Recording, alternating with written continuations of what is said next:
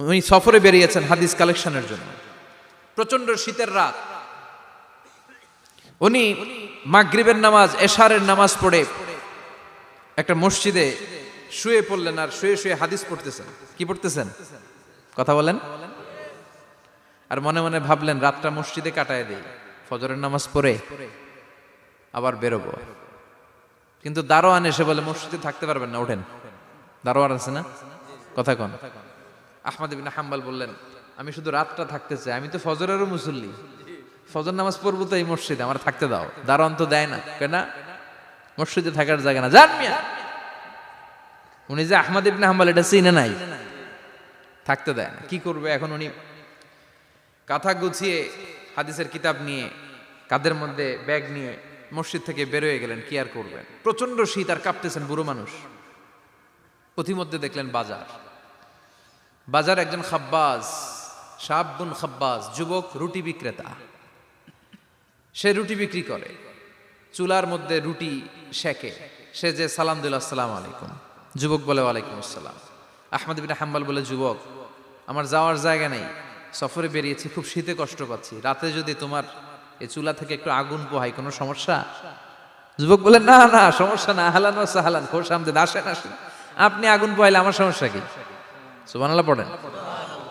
আল্লাহ শুকরিয়া করে উনি বসলেন আর আগুন পোহাচ্ছেন। আর খেয়াল করলেন যুবক রুটি বানায় আর পরে আস্তাগফিরুল্লাহ, রুটির দলা বানায় পরে আস্তাগফিরুল্লাহ, খামির বানায় আর পরে আস্তাগফিরুল্লাহ, রুটি নিয়ে উনুনের ভিতরে চুলার ভিতরে সেকা দেয় আর পরে আস্তাগফিরুল্লাহ।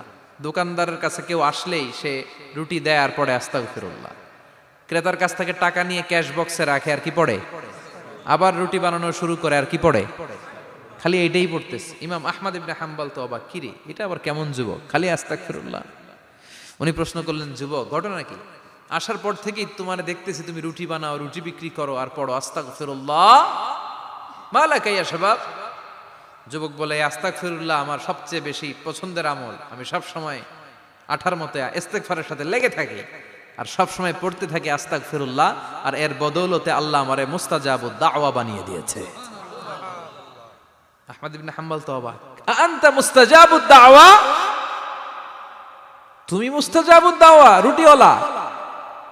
আমি এত বছর হাদিস পড়াই, আমিও তো মুস্তাজাবুদ দাওয়া না, আর তুমি রুটি বেচো বাজারে, তুমি মুস্তাজাবুদ দাওয়া, তুমি দোয়া করলেই সব কবুল হয়ে যায়।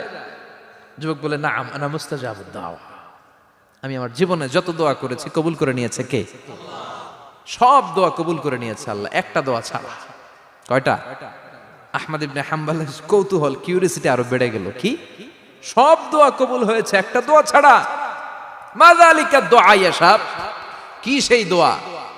যুবক এবার বলতে শুরু করলো আমার জীবনে যে দোয়াটা আল্লাহ কবুল করে নাই সেটা হচ্ছে আমি আল্লাহর কাছে অনেক চেয়েছি, অনেক দোয়া করেছি যে আল্লাহ শুনেছি এই জামানার সবচেয়ে বড় মুহাদ্দিস, তার নাম নাকি ইমাম আহমদ ইবনে হাম্বল।